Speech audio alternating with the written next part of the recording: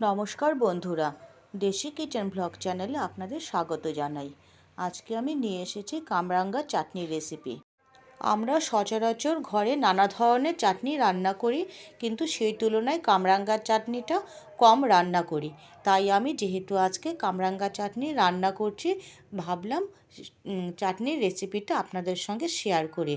তো বন্ধুরা, চলুন আমি কি করে এই চাটনি রান্না করেছি দেখে নিই। চাটনি রান্না করার জন্য আমি বেছে নিয়েছিলাম দুটো পাকা কামরাঙ্গা। কামরাঙ্গাগুলো ভালো করে ধুয়ে জল ঝরিয়ে নিয়েছি। এবার আমি দেখুন কি করে কেটে নিচ্ছি। প্রথমে আমি কামরাঙ্গার দুদিকের মাথার দিকটা আমি কেটে নিলাম। এবার আমি কেটে নিচ্ছি ওপরে যে উঁচু উঁচু শিরগুলো থাকে, সেই শির শুদ্ধ যদি আমি কামরাঙ্গা চাটনি রান্না করি, সেটা খেতে খুব যে ভালো হয় সেরম কিন্তু নয়। তাই আমি শিরগুলো ফেলে দিলাম। এবার আমি সাইড থেকে একটুখানি কেটে আলাদা করে রাখবো। তারপর বাকিটা আমি গ্রেট করে নেব। তো গ্রেট করার আগে অবশ্যই ভেতর দিকে যে একটু সাদা সাদা যে অংশটা থাকে, সেই সাদা অংশটা ফেলে দিতে হবে। ফেলে দিলে গ্রেট করতে সুবিধা হয়। তাই এই দেখুন আমি এই অংশটাকে ফেলে দিচ্ছি। ফেলে দিয়ে আমি কামরাঙ্গাটাকে ওই গ্রেটার দিয়ে গ্রেট করে নেব। তো ছোট ছোট পিস করে গ্রেট করলে সুবিধা হয়, নয়তো ওই দানাগুলো এর মধ্যে থেকে যেতে পারে। দুটো কামরাঙ্গায় আমি একই পদ্ধতিতে কেটে নিলাম।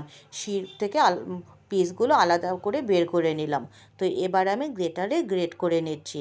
একটু দানাদার হলে চাটনিটা খেতে বেশি ভালো লাগে। অবশ্য চাইলে একে মিক্সিতেও পেস্ট করে নেওয়া যায়। সব কটা পিসকেই আমি গ্রেট করে নিলাম। সম্পূর্ণ কামরাঙ্গায় গ্রেট করা হয়ে গেল। এবার আমি এই আগে যে একটু টুকরো করে নিয়েছিলাম, সেই টুকরোগুলো আর এই গ্রেটেড যে কামরাঙ্গাটা, সেটা সম্পূর্ণ একসাথে মিশিয়ে নিয়েই আমি রান্নাটা করব। এই গ্রেটেড কামরাঙ্গা থেকে যে জলটা বেরিয়েছে, সেই জলটা কিন্তু ফেলে দেব না। এটা রান্নার সময় আমি কড়াইতে একসঙ্গে দিয়ে দেব। তো চলুন দেখা যাক আমার কামরাঙ্গার রেসিপি। তো প্রথমেই আমি কড়াই গরম করে শুকনো খোলায় 1 চামচ পাঁচফোড়ন ভেজে নিচ্ছি। তো এই মশলাটা নাড়তে নাড়তে যখন সুন্দর একটা সুগন্ধ বেরিয়ে আসবে, সে সময় আমি এটাকে গুঁড়ো করার জন্য আলাদা করে ঢেলে নেব। এই শুকনো মশলা দিলে পরে চাটনির স্বাদ দ্বিগুণ হয়ে যায়। অবশ্য অনেক সময় আমরা এই শুকনো মশলা ছাড়াও শুধু গুড় দিয়েও আমরা চাটনি রান্না করে থাকি। তবে আমি আজকে একটু মশলা দিয়ে চাটনিটা রান্না করব।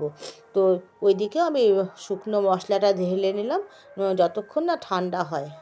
এবার আগের কড়াইতেই আমি 1 চামচ মতন সর্ষের তেল দিয়ে দিলাম একটা শুকনো লঙ্কা, একটা তেজপাতা এবং আবার 1/2 চামচ মতন পাঁচফোড়ন। ফোড়ন থেকে যখন সুগন্ধ বেরোবে বা ফোড়নটা একদম রান্নার উপযুক্ত হয়ে যাবে, সে সময় আমি দিয়ে দিচ্ছি গ্রেটেড কামরাঙ্গা। এবং কামরাঙ্গার থেকে যে রসটা বেরিয়েছিল, সেই রস শুদ্ধই আমি দিয়ে দিলাম। আর দিয়ে দিলাম আগের থেকে চাকা চাকা করে কাটা যে কামরাঙ্গার পিসগুলো ছিল, সেই পিসগুলো আমি দিয়ে দিলাম।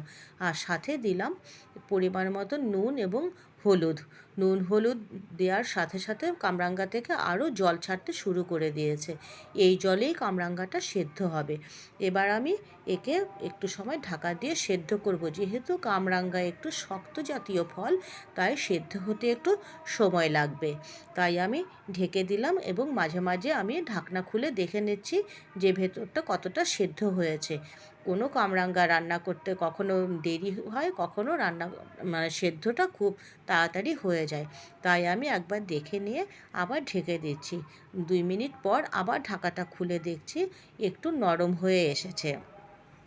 এবার আমি খুব ভালোভাবে নেড়ে নিচ্ছি। নেড়ে নেওয়ার পর এই কামরাঙ্গার মধ্যে দিয়ে দেব মাপ মতন গুড়। আপনারা চাইলে এখানে গুড়ের বদলে শুধু চিনি দিয়েও রান্নাটা করতে পারেন। তবে আমি শুধু গুড় দেব না, গুড়ের সাথে সামান্য পরিমাণ চিনিও আমি ব্যবহার করব।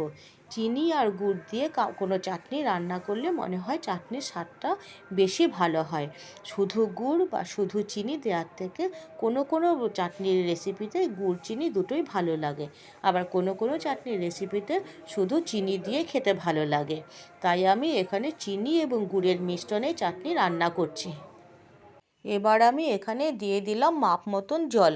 তো বন্ধুরা, আপনারা যখন রান্না করবেন আপনারা নিজেদের পছন্দ মতন জল দেবেন, কারণ কেউ চাটনি একটু ঘন খেতে পছন্দ করি, কেউ একটু পাতলা খেতে পছন্দ করি। তাই জলটা নিজের পরিমাণ বুঝে বা ইচ্ছে মতো আপনারা জল দেবেন। এখানে আমি কোনো গরম জল ব্যবহার করিনি, এমনি নর্মাল যে ঠান্ডা জল থাকে সে জলটাই আমি দিয়েছি। এবার চাটনিটা প্রায় হয়ে এসছে। এখন 1 চামচ কর্নফ্লাওয়ার জলে গুলে আমি এখানে ঢেলে দিচ্ছি, তো তাহলে চাটনির ঘনত্বটা ভালো হয়। তো চাটনিটা আমার তৈরি হয়ে গেছে। এবার আমি দিয়ে দেবো আগে থেকে যে 5 ফোড়ন ভেজে রেখেছিলাম সেই 5 ফোড়নের গুঁড়ো। এই দেখুন, গুঁড়োটা কিন্তু আমি খুব মিহি করে গুঁড়ো করে নিই, একটু দানাদার রেখেছি। খাওয়ার সময় যদি দানাগুলো মুখে পড়লে চাটনিটা খেতে খুব ভালো লাগে, সেই জন্য খুব মিহি গুঁড়ো আমি কখনোই করি না। বন্ধুরা, যারা আপনারা কামরাঙ্গার চাটনি কখনো রান্না করেননি তারা অবশ্যই এই রেসিপিটি একবার ট্রাই করবেন। আমার রেসিপিটি ভালো লাগলে পেজটি সাবস্ক্রাইব করবেন এবং লাইক, শেয়ার, কমেন্টস করে পাশে থাকবেন। ধন্যবাদ বন্ধুরা।